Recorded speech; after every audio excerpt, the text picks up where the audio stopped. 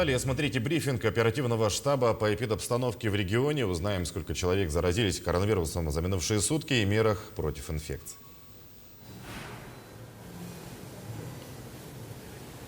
Ольга Валерьевна, здравствуйте. Расскажите о текущей эпидобстановке в республике.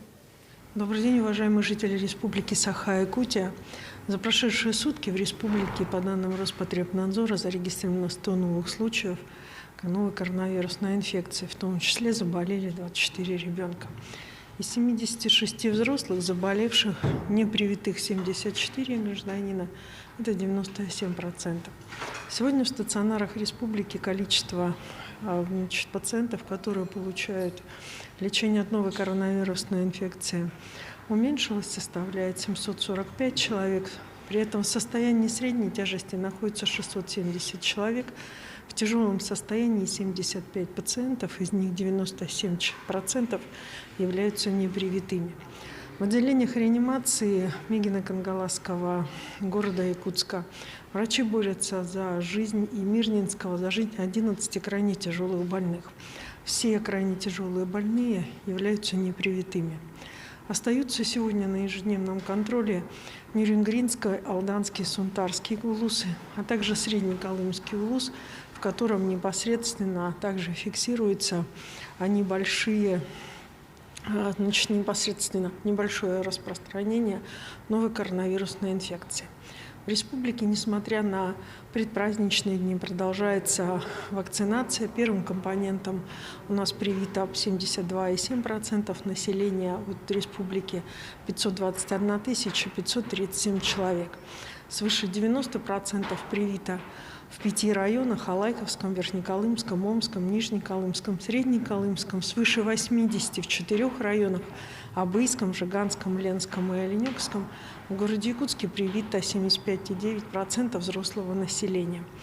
Необходимо обратить внимание, что во время проведения мероприятий предновогодних, рождественских, которых начались в нашей республике, необходимо в обязательном порядке оперативным штабам, администрациям, организаторам мероприятий осуществлять мероприятия санитарно-эпидемиологическое, обеспечивающие санитарно-эпидемиологическую безопасность граждан.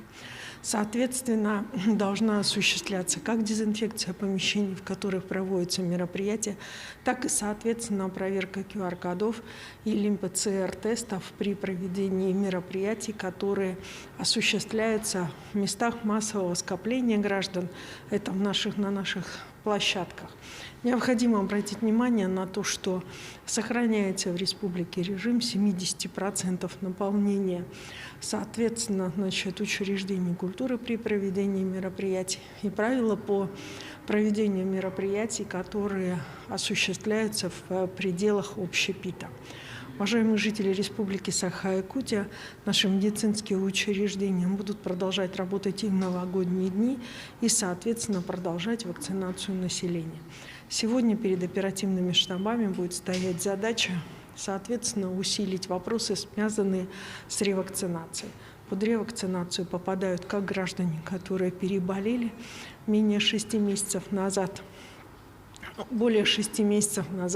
так и граждане, не получившие вакцину, первый, второй компонент, либо иной вид вакцины, но непосредственно те, у кого от момента вакцинации прошло 6 месяцев. Еще раз обращаю ваше внимание на необходимость не потери бдительности, о чем в том числе поставлена задача и перед главными врачами учреждений здравоохранения республики. Это не потерять настороженность по выявлению новой коронавирусной инфекции. Спасибо, Ольга Валерьевна. Это был брифинг по эпидобстановке в Якутии, ну а мы идем далее и переходим к выпуску новостей. Вот основные темы. Низкая видимость из-за морозов. Самолет авиакомпании «Якутия», летевший из Сочи в Якутск, перенаправлен в Нерюнгри. День спасателя сегодня отмечают в России. В Якутске подвели итоги работы Республиканской службы спасения. Лучшие в учебе. В Вилюйском улусе прошла ежегодная традиционная елка главы. Два грузовика провалились на переправе между Момским и Абыйским районами Якутии накануне вечером. Сообщение поступило вчера вечером. Спасатели выехали в тот же день. Пострадавших нет. Решается вопрос о вызволении транспортных средств, сказал диспетчер ЕДДС Момского района. Он уточнил, что автомобили направлялись из села Кулун-эль-Бют Момского района в поселок Белая гора Абыйского района. По информации Упрдор, дороги Арктики, этот участок автозимника открыт для движения автомобилей весом до 10 тонн.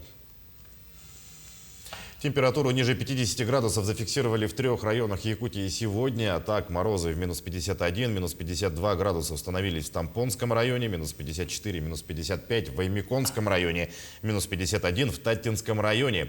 В связи с этим по наслегам объявлен активированный день для всех классов, организовано дистанционное обучение. Также холода ниже 45 градусов отмечены в населенных пунктах Момского, Жиганского, Кобяйского, Намского, Чурапчинского, Амгинского, Усть-Майского районов. Самолет авиакомпании «Якутия», летевший из Сочи в Якутск, перенаправлен в Нерюнгри, сообщает пресс-служба столичного аэропорта. Рейс перенаправлен в запасной аэропорт Чульман из-за метеоусловий. По состоянию на 11 часов утра в аэропорту столицы задержано отправление 8 рейсов, в том числе 7 авиакомпаний «Якутия» и 1 компании «Полярной авиалинии». Также задерживается прибытие 5 рейсов. Строители устранили причину промерзания полов в 4 домах, построенных для пострадавших от лесных пожаров жителей села Беськёль горного района. Об этом сообщает пресс-служба Минстроя региона. Подрядчики полностью разобрали и заново проконопатили места продувания. Отмечается, что после проведенных работ в домах восстановился температурный режим плюс 21 градус. Кроме того, в администрации села провели встречу с жителями микрорайона, где строители ответили на вопросы граждан и рекомендовали обращаться непосредственно к подрядчикам по поводу замечаний.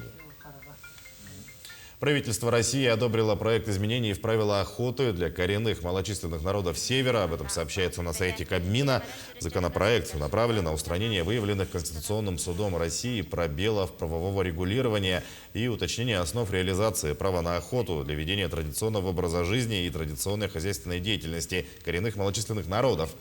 Таким образом, свободная охота без каких-либо разрешений доступна представителям КМНС в объемах личного потребления. Кроме того, продукцию этой охоты разрешено реализовывать организации. Почти 10 лет в Ваймиконском районе проводят осеннюю ярмарку продукции местных сельхозпроизводителей. Она пользуется неизменным спросом у населения. Подробности у Светланы Поцелуевой. Ежегодная ярмарка местной продукции прошла сегодня в Уснере. Жителям райцентра предлагалась мясо-молочная продукция от местных производителей. Фермерское хозяйство Винокуровых принимает участие в ярмарке с 2012 года, то есть каждый год. Много чего перевезли. Мясо, масло, кровяная колбаса, творог. Ну, все местное, все натуральное. Каждый год переезжаем на ярмарку. Ярмарка, правда, мы отдаленности живем. Устали, вот, ночью приехали и сразу на ярмарку. Продавали зайцев, рыбу, всевозможные полуфабрикаты, мясо говядины и жеребятины. Раньше в конце ноября была ярмарка, сейчас летом в конце декабря. Поэтому вся продукция успела уже продаваться, реализоваться. Поэтому что осталось, что нашли. Из-за низкой температуры не все участники ярмарки доехали до места. Но в целом разочарованными уснерские покупатели не остались. Без покупок не ушел никто. Мясо. Хочу немножко взять карасей, печеночки. Ну, еще что-нибудь посмотреть. Выбор есть. Буду сейчас что-то выбирать и покупать. Скажите, вы покупаете понемножку или вы мясо купили, например, четверть туши? Нет, я понемножку покупаю. Того немножко. Всего, так сказать, помаленьку. Чтобы все можно было попробовать до Нового года. Мясо-молочную продукцию местных сельхозпроизводителей жители райцентра всегда приобретают с удовольствием и надеются, что в Уснере откроется магазин, в котором она станет доступна постоянно. Светлана Поцелуева, Павел Комин, Уснера. День спасателя сегодня отмечают в России. В Якутске подвели итоги работы Республиканской службы спасения. На торжественном мероприятии отмечено, что уходящий год получился непростым. Так, спасатели работали на паводках, лесных пожарах, обеспечивали безопасность на воде, а также проводили различные поисково-спасательные работы.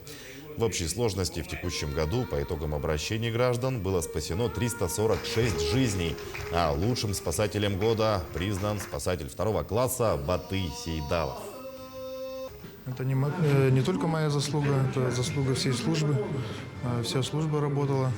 Данную профессию я попал случайно.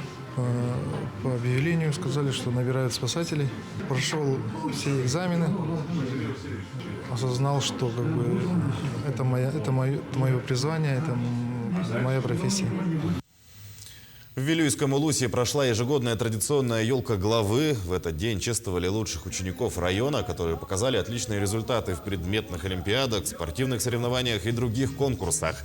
Школьников благодарили за активную творческую, спортивную и интеллектуальную деятельность, поздравили с наступающим праздником, а 15 лучшим глава района Сергей Винокуров вручил денежные поощрения. 5 школьников получили нагрудные знаки «Надежда» Вилюйской школы. Недавно я участвовал в конкурсе «Хакатон», где мы должны разрабатывать сайт, либо же приложение, придумывать какие-то идеи и выдумывать их решения. По WorldSkills мы заняли 2-е место. Занимаюсь баскетболом, волейболом и иногда легкой атлетикой.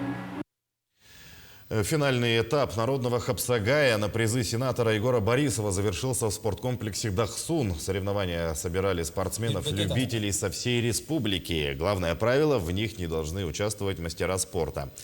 Главный приз – автомобиль УАЗ «Охотник» поедет в село Тамалакан Верхневилюйского Улуса. В составе команды Сергей Иванов, Павел Терентьев, Файсен Егоров, Федор Семенов, Афанасий Егоров, Закир Нуруддинов, Джилустан Барабанов.